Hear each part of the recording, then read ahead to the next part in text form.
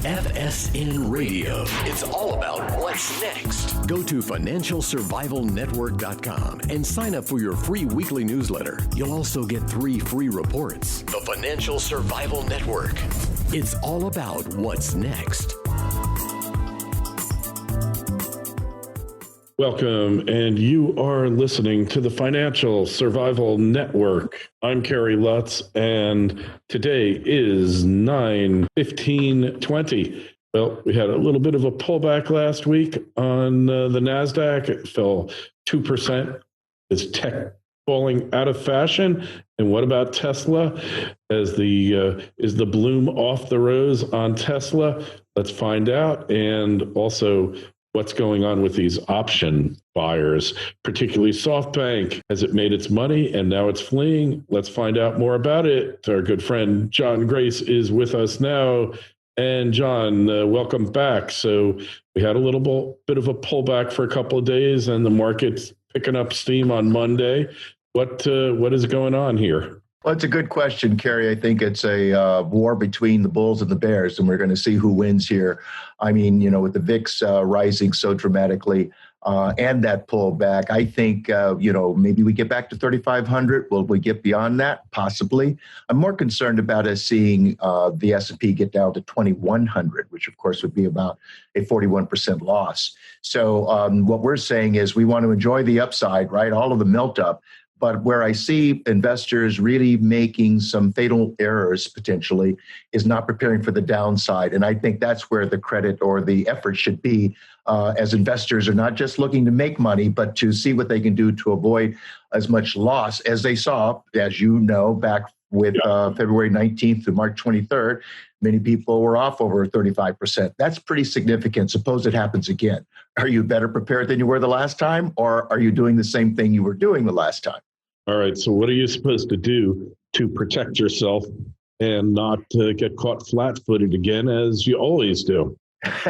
Yeah, well, way too often, right? That's the reason I'm delighted to be on the show with you, because I think most of the industry has taught us just to really buy and hold and hope, sit and take it, and just add to the account, buy the dips. And as long as the markets return in an upward fashion, that's a smart play. But suppose it goes down like the Titanic, which we've seen. Who imagined we would see 250% losses in the same decade? I don't think that was on anybody's calendar.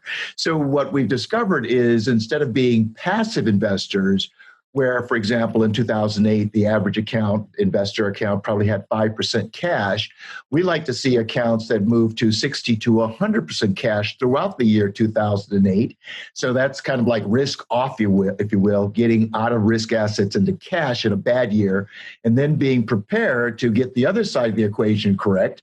Because, right, if you only get the sell side right, but you don't get the buy side right, that's an F, that's 50%, that's typically an F grade. So starting March 9th, as we saw the volatility increase to the upside, that was a time to get out of safe assets and incrementally move back into risk assets, be whatever the combination of stocks and bonds might have been.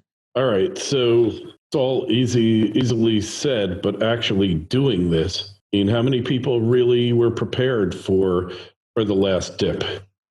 Well, you know what? I think a lot of people weren't prepared, and I think a lot of my peers weren't prepared. I mean, we're kind of command central in Westlake Village, California, on a corner where it seems to the majority of the financial advisors and wealth managers seem to be just centrally located around this particular corner.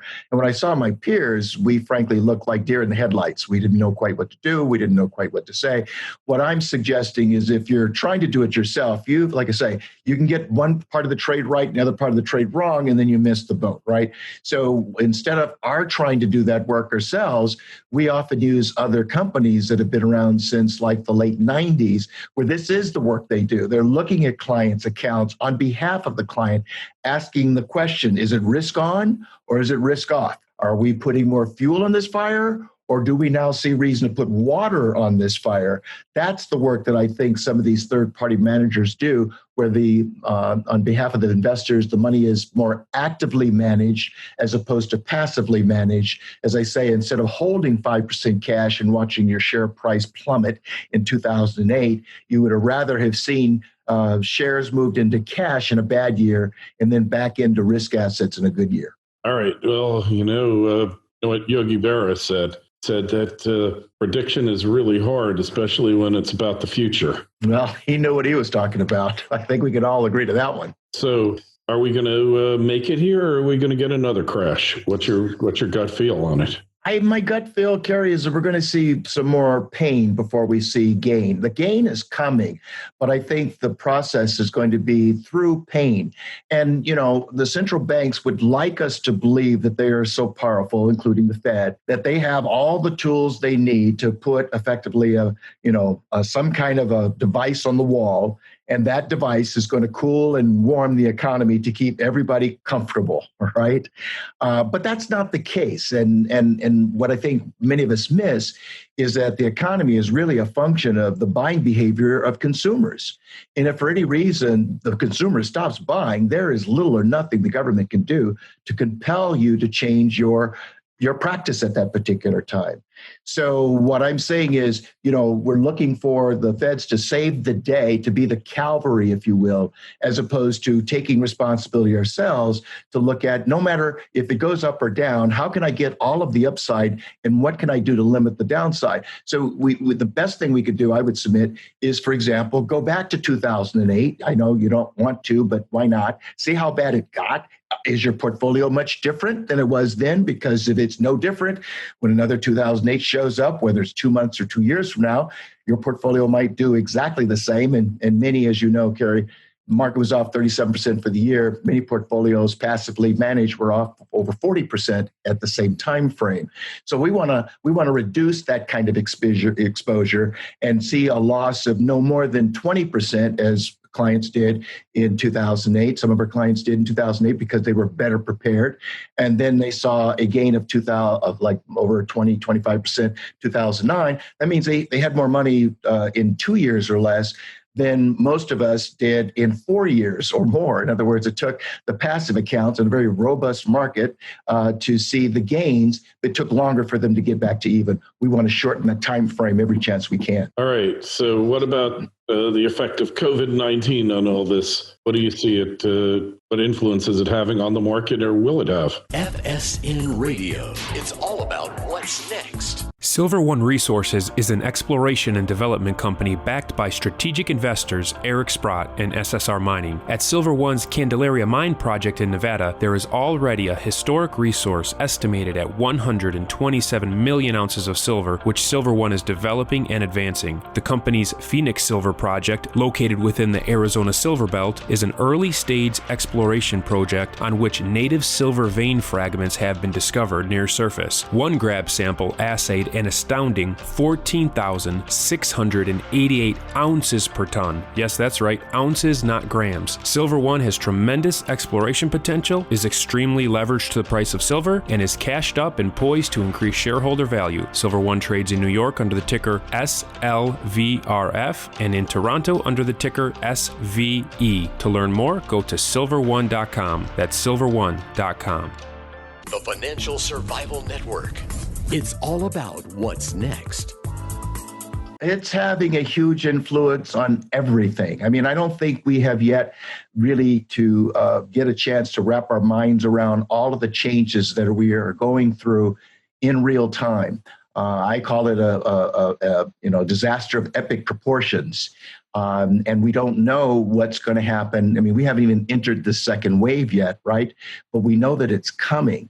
And when you see people not able to pay their rent, not making their car payments, not being able to put their kids in school, it just means that there's a lot of uncertainty. And speaking of uncertainty, we know about COVID, but we still don't know about all the bankruptcies that I think are lined up in the wings. And we don't know how this, remember fourth quarter 2018 with the trade wars, market was off, I think, about 20% from September 21 through Christmas Eve. And I think we're going to go through something like that again, maybe even more devastating, because it seems as though the countries of China and America just can't agree to much and are willing to throw the gauntlet down and make it more difficult for the other side. Right. Hey, so what about the social unrest? Do you see that having an impact upon the market? On the market, no. I mean, part of what you're seeing right now is really interesting because it appears, and I think for good reason, that the stock market is divorced from Main Street. So Wall Street's, as long as there's earnings, Wall Street's going to do just well, regardless of how people might be suffering. I think that continues to happen up to a point. As I say, if it becomes the case for any reason that the consumer stops spending either with their money or with the transfer payment money that they receive from the government, or those sources dry up for any reason, it's a whole different ballgame. I just think the difference will be between like the last time things got really nasty, Great Depression 1. This next time will be more worldwide as opposed to more localized in the US of A. All right, interesting times. Well, we're also seeing a bit of a trade dispute with China getting worse and worse. The relations, we're seeing forced sales, which Trump and the U.S. government claims like TikTok is just a data mining spy platform. Right. And things are heating up here. Where is this going to head? That's a great unknown. I mean, that certainly, as they say, seems to be one of the divisors, if you will, that we're not seeing eye to eye. I don't think we're going to see eye to eye. And I think, part of the challenge is, I'm not protecting or defending China whatsoever, but, if you have a certain way of doing business, how am I going to make you do business the way I want you to do when you're comfortable doing it the way you do? And I think that's part of the problem, that we tend to be the police person of the world, and we try to dictate to other countries how they should perform to our expectations, as opposed to having an honest dialogue about how can I respect where you live and vice versa, and what can we do? I mean, what China and the U.S. I think is 40% of exports, those two countries for the world. So these are the two powerhouses. And if these kids can't get along in the sandbox, it makes it very easy for a lot of other people not to get along at all. Very true. Could not agree with you more there. And I guess we're going to find out going ahead where this is all heading. But there's some legitimate things. And right now, it appears that China is kind of becoming a pariah state, if you will, because of the way in which they handled COVID-19 epidemic, never really telling the world honest, no transparency, what was going on, stopping intra-country travel while encouraging international travel, go around and infect everyone, and then going around the world cornering the market on personal protection equipment before the world figured out that they were going to need this stuff. This is kind of unforgivable, and it's led to a coalition against China of most countries in the world, with a few notable exceptions. So how long is this going to continue? How long can China hold out? Right now, their economy is doing awful. They're back in business, but nobody's buying their stuff. Yeah, and we'll see how long this takes, right? But certainly with that particular country, you do have to be concerned about in the event that the exercises they put forth don't seem to pan out, what will they do next? And, they're not, as they say, we don't play by the same rules. So it would be, do they dump the debt that they have, the treasuries that they hold? I think they've got the most in the world. And do they turn, if they become more nationalistic, does that then make them become more inward facing, as I think our president is asking us to be more inward facing? But then when they become more inward faces, that means you have to be defensive as far as everybody else is in the world. What kind of tools do they have to do some damage? We don't know. I know their tools are there. I just don't know how much they might be willing to execute some of those, to play some of those, to put some of those tools in play to see what kind of damage they can do. It'll be interesting, because I don't see how it's certainly not win-win. I'm not sure it's win-lose, but I think that's how a lot of people are playing the game. Well, I guess we're going to find out more about that. But right now, it's a big problem, especially now there's a whistleblower from the Wuhan lab who says that the virus was manufactured in that lab. And if that comes out, then all bets are off. John, if we want to find out more about you, connect with you on the web, how do we do that? Our website is whybepoor, WHYBEPOOR.com. And let me just say real quickly, if I can, Kerry, that one of the things we're doing to support the frontline workers, I mean, they do so much, and I think they get so little.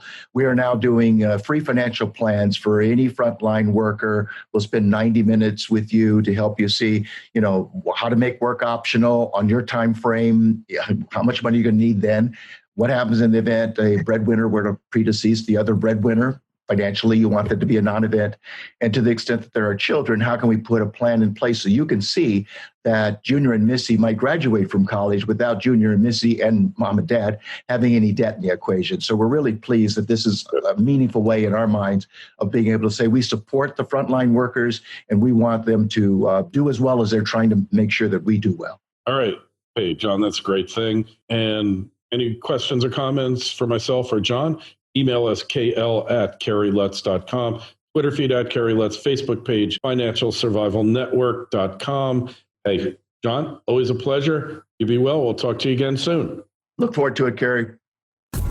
FSN Radio. It's all about what's next. Go to financialsurvivalnetwork.com and sign up for your free weekly newsletter. You'll also get 3 free reports. The Financial Survival Network. It's all about what's next.